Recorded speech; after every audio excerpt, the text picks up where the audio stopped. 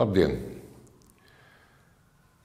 Eduarda Smilģa teātra muzejā, Dailes teātra ekspozīcijā pirmā zāle ir veltīta klasikai.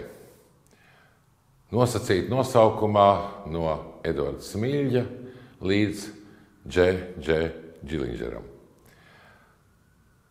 Šajā gadā mēs atcerēsimies izcilākā pasaules dramaturga Viljama Šekspīra 460.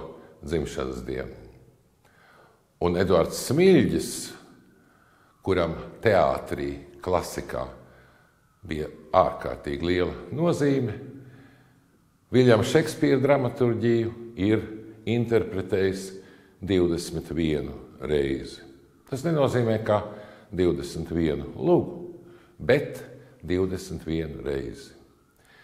Dailes teātri dibinot, Smilģim bija svarīgi atklāt savā pieredzē jau iegūtās zināšanas un parādīt arī ideju, domu, lidojumu, iztēli, ko viņa prāta deva laba dramaturģija. Ja teātri atklāja Raiņa indulnāriju, tad jau pavisam ātri 1921. gada rudenī valsts svētku tūmā Dailes teātris parādīja pirmo Šekspīra darbu, komēdiju 12. nakts. Tai Smilģis pievērsās arī vēlākā periodā. 12. nakts. Tā ir pārmaiņu nakts, tā ir noslēpumu nakts. Tā atšifrē kādā veidā arī to, ko mākslinieki vēlas tālāk darīt. 22. gadā, burtiski pēc pāris mēnešiem, ir jau Viljama Šekspīra Hamlets, un Eduards Smilģis ir Hamlets. Šeit mēs varam ieraudzīt arī viņa Jorika galvaskausu, jo zināms, ka tas tēls lugā ir ļoti būtisks. Pēc tam vēl pēc daudziem gadiem Eduards Smilģis pats jau vairs nebūdams Hamlets šo lugu interpretēja, kur galvenā lomā, titulomā bija Harijs Liepiņš.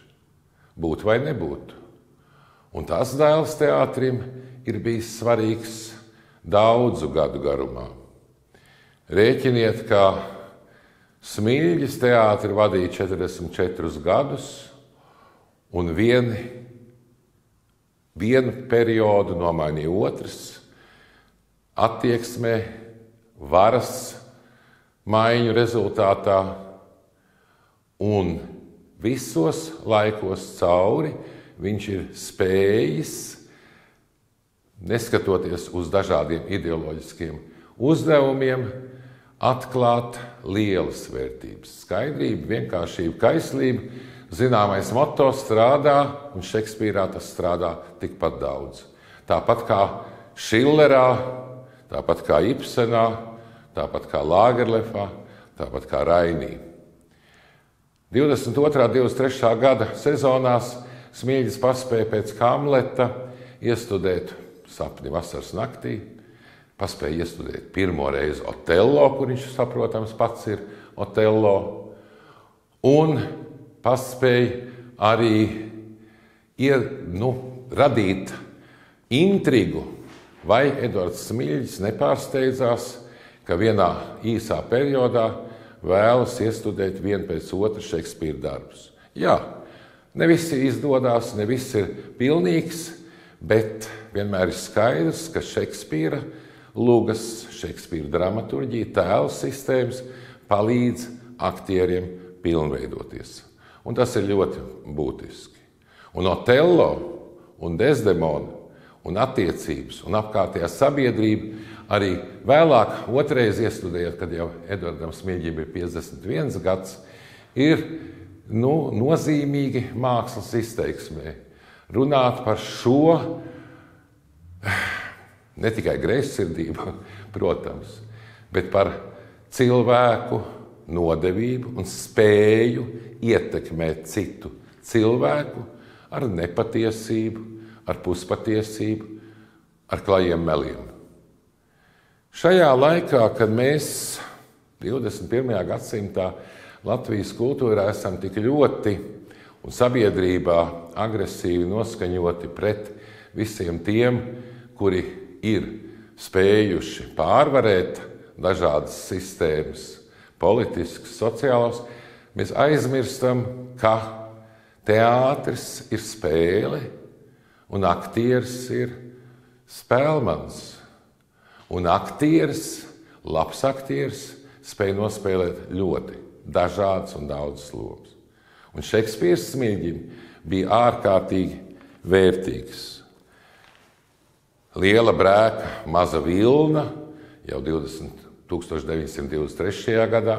Pēc tam tā savā veidā jau jaunās skaņās, laikmetīgās skaņās 30. gadu sākumā parādās kā Amors uz Dreadnoughtu, kur atkal liela brēka, mazas vilnas, sižetiskās un psiholoģiskās un estētiskās attieksmes parādās citā skaņā, jo ir Amors uz Dreadnoughtu, jo tāda lūga Šekspīram nav.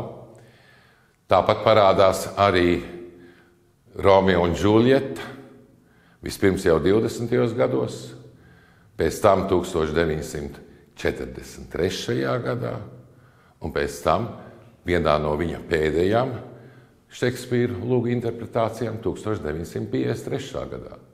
Interesanti, ka 1943. gadā, Otrā pasaules kara laikā, kad kādam šķiet, ka teātri nedrīkstēja strādāt okupācijas apstākļos, strādāja visi profesionālie teātri Latvijā. Strādāja Dailes teātris, strādāja toreiz pārdēvētais Nacionālais teātris, Rīgas dramatiskais teātris, strādāja Liepājas teātris, strādāja Jelgavas teātris, strādāja tad radītais Tautas teātris, opera strādāja, jo cilvēkiem arī tik kritiskos, tik dramatiskos, bieži vien bezjēdzīgos apstākļos māksla ir veldzējums. Un Dailes teātra repertuārā Otrā pasaules kara laikā tiešām bija augstsvērtīgs repertuārs. Tur ir Friedriha Šillera Marija Stjuarte, un tur ir Fiesco sazvērstība Dženovā, varas un indivīda attiecības. Un tur ir 43. gada Romeo un Džuljeta. Romantiskas attiecības un arī cilvēku sabiedrības nežēlība, neiecietība pret citādi domājošo, citādi rīkojošo, to, kas iet pret tradīciju.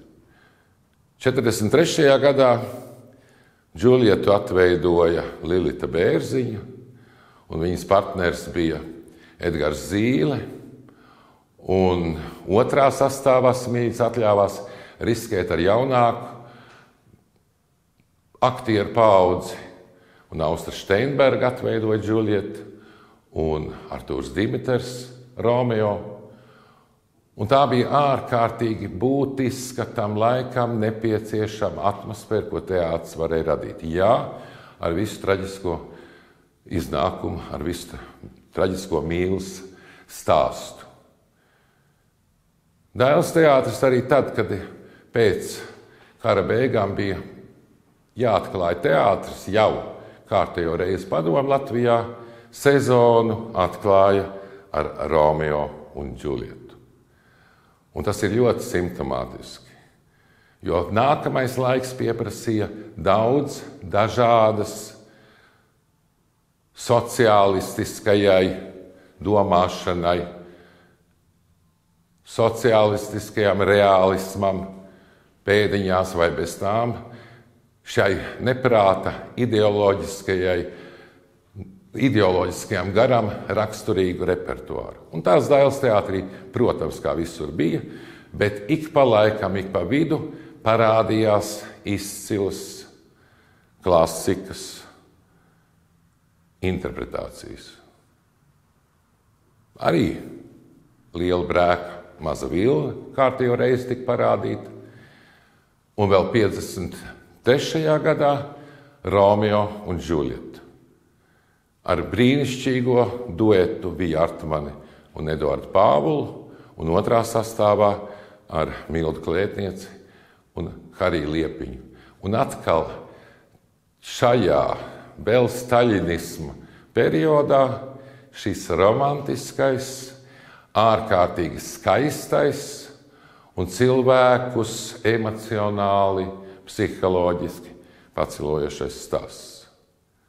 Jā, Smilģi vienmēr interesēja romantika, Smilģi vienmēr interesēja, un blakus tām iepriekš jau minētājām neiedzībām, ik pa laikam viņam bija spēks un veids, kā atrast, lai parādītu pasauli, skatuves mākslas izpratnē, citā gaismā, citā valodā, palīdzot, protams, skatītājam un rodot spēku arī sev. Tas, man liekas, ir viens no visfenomenālākajiem Smilģa panākumiem, jo, kā jau teicu, 21 reizi interpretējot Šekspīru, viņš ir atstājis mūsu kultūras un mākslas mantojumā ārkārtīgu spožu un neatkārtojamu garu. Lai nāve nāk, ja Džuljeta to sūta, draugs nav vēl rīts, nāc parunāsimies. Ak, ir rīts. Beidz projām pasteidzies tas cīrulis, kas tu tā vītaro, mums skarbas juciklīgas skaņas bārstīdams. Gan teic, ka cīruļu dziesma vieno saskaņā. Šī nē, tā jauc un izšķir mūs.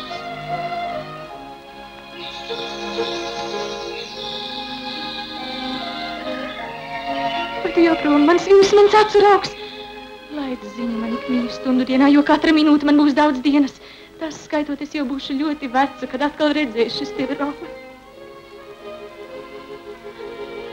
Es izmantošu katru iespēju. Tev mana mīļā sūtīt sveicienus.